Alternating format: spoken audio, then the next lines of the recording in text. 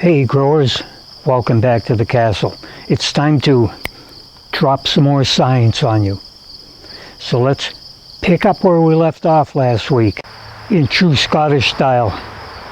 Let's pick up where we left off last time.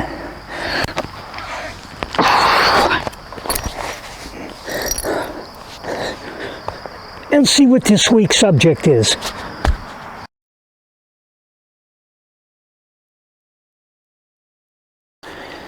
Well, it's the end of the season, fall's coming. We have a lot of flowers and different types of plants here at the castle, as you can easily tell. Today I want to just quickly answer a couple of questions that I always get at this time of the year. I have a lot of perennials in my garden. We have different types of shrubs, trees. What do I do in terms of fertilization for these different plant types in my garden? So let's take a look at that.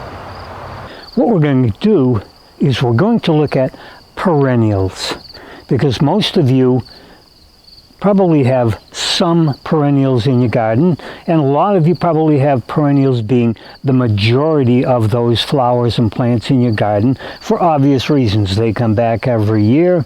They produce really well. You can move them around, make different presentations. So let's look at perennials. But the first thing we need to understand is that perennials come in different forms.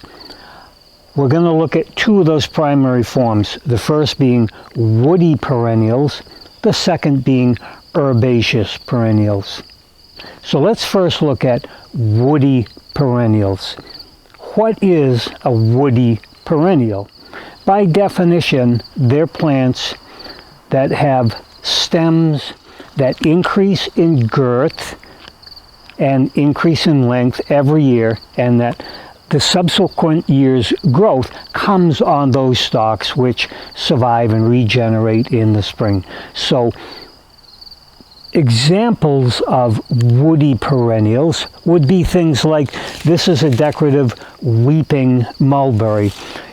Some familiar woody perennials to you would be things like blueberry bushes, raspberry bushes, your decorative trees like weeping cherries, weeping plums, decorative crabapple trees, that ubiquitous burning bush, that winged euonymus. But woody perennials also include your trees. So again, let's first look at what do we do in terms of fertilization for these woody perennials at the end of the season. As you can see, the castle, like most of your homes, is either surrounded by trees or we have tree specimens scattered throughout our yard. Nice maples, oak, ash, willows. So what do we do about our trees? This is an area that has some controversy in it, and you can look at different websites or look at different information packets from tree suppliers or extension services and see a little bit of variation. To this point, probably the three major suggestions and differences that you will encounter are the suggestion number one: the trees only need to be fertilized once every 3 years. The second one would be trees need to be fertilized annually. The third is don't fertilize trees unless they show some need for further fertilization. Because we live in New Hampshire, we're here in the seacoast, we use the University of New Hampshire as kind of our guidepost for recommendations for taking care of various garden plants and trees in this region, because they're a local university. What does the University of New Hampshire say about fertilizing trees, especially in the fall when it's time for them to go to sleep? First, in general, the university recommends that trees if they're planted in native soils and they look healthy, they're performing well, they don't show signs of nutrient deficiency, probably do not need any further fertilization on our part. The reason being, their roots are very deep, their roots run a long distance, they can search for nutrients, and most of you, if you have these specimen trees in your yard, at some time during the year, you're applying lawn fertilizers, and those fertilizers will get into the soil and actually feed the roots for the tree too. So if the tree looks good and healthy, it probably doesn't need any further fertilization supplied by you. On the other hand, if you read their website with their recommendations for fertilizing and caring for trees in the fall, they do have a paragraph that says trees might benefit from the application of some slow release or organic fertilizer late in the season, basically being late September, October, early November. The reason being that trees store a lot of their energy in their roots. They go through a root prepping process late in the fall, taking in nutrients, generating compounds they will need in the spring, so that in the spring they have a healthy, strong start. So even though they're saying on one hand most trees don't need any fertilization in the fall and potentially all through the year, the application of a gentle fertilizer in the fall might be beneficial to develop that root strength and vigor for the spring. So what can you do in terms of the fertilizer that you may want to apply? Recommendations for fertilizing trees will generally state that they don't want to see more than a pound of elemental nitrogen per 1,000 square feet. You can either figure that out from your fertilizer bag by looking at some of my previous videos. So trees in general, we don't need to do much unless they show signs. In the fall, you can just leave them alone. Don't worry about fertilizing them, because one of the things that we have to watch is giving any plant fertilizer stimulates growth and stimulates new growth. In the fall, what we do not want to do is stimulate a lot of new growth just when the plant should be shutting down and getting ready for winter. And especially with trees, and the same goes for fruit trees, apples, pears, peaches, that you do not want to stimulate new growth that is much more tender and doesn't have time to get ready for winter. That new growth may be killed when the winter cold comes. So trees in general, don't even worry about them. In the fall, if you want to leave the leaves down, mulch them up, fine. If not, don't worry about it. You'll get to fertilize them in the spring. As far as your ornamental bushes go, we can look at the different suggestions for those individual bushes. We can go to the university's website, but in general you can follow the same guidelines. Do not apply, certainly don't apply a high nitrogen fertilizer at the end of the season, August, September, October. If you want to give any fertilizer an organic, slow release, low dosage that might help the roots prepare for winter.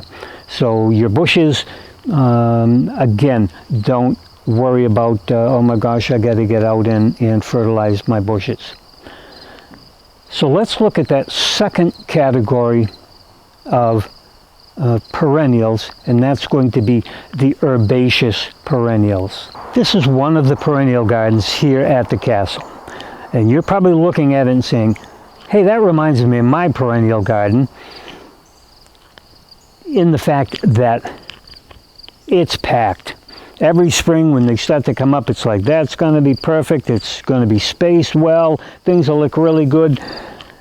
Then they start to grow and spread, and at the end of the season, you're like, Uh-oh, I got to do it again. We've already started separating perennials and trying to find spots to move these. So what are we about to do here at the Perennial Gardens?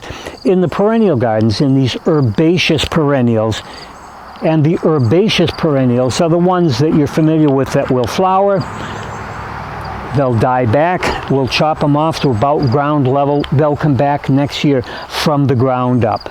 So these are the herbaceous perennials.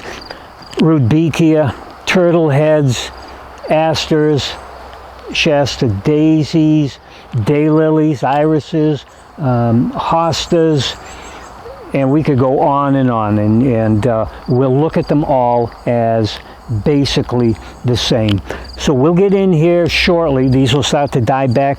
We'll be cutting them back. What's the fertilizer recommendation for herbaceous perennials?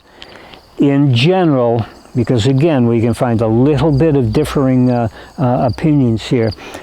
In general, it is that, again, we certainly do not want to give a high nitrogen fertilizer to any of these herbaceous perennials, because we do not want to stimulate that new growth when they should be going to sleep. So we're going to cut them back, clean them up. Your perennials, your herbaceous perennials, should be fertilized in the spring, just before or just as you're having that new flush of growth in the spring as they're returning to life. That's when they're going to be really looking for breakfast. Then you'll have a period of rapid growth and flowering. Generally, we don't fertilize during that period because the nutrient uptake is a little lower.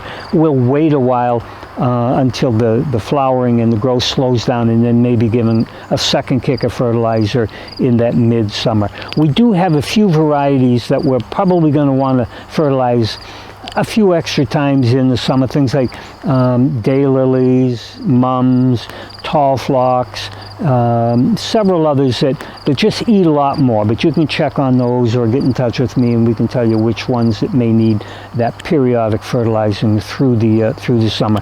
So in the fall, am I going to fertilize these? No. But there is one thing that I and most gardeners will probably do, and that's try to put a layer of compost or leaf mulch, ground up leaf mulch on top. That will act as a slow release organic fertilizer and be available to the plants in the spring so that they'll have that healthy boost. And again, if we look at the recommendations for most perennials, people have a tendency of over-fertilizing perennials in general. Those of you who have over-fertilized your perennials are being like, hey, if 2's good, 4's got to be great. You'll notice that the perennials will get tall, they'll have weak growth, they'll flop over, the flowers aren't as sturdy. So perennials like to be fertilized, but not over-fertilized. And again, at that lower level of a pound of nitrogen per 1,000 square feet. So, trees, pretty much leave them alone. Bushes, same thing. You can pretty much leave those woody perennials alone. If we're looking at our herbaceous perennials, we're going to cut them back. We're not going to feed them in the fall, but we may want to put an inch or two of high quality compost on, and then in the spring we'll be ready to go. So as always, be good to each other, and remember, you need to know what your plants need to grow.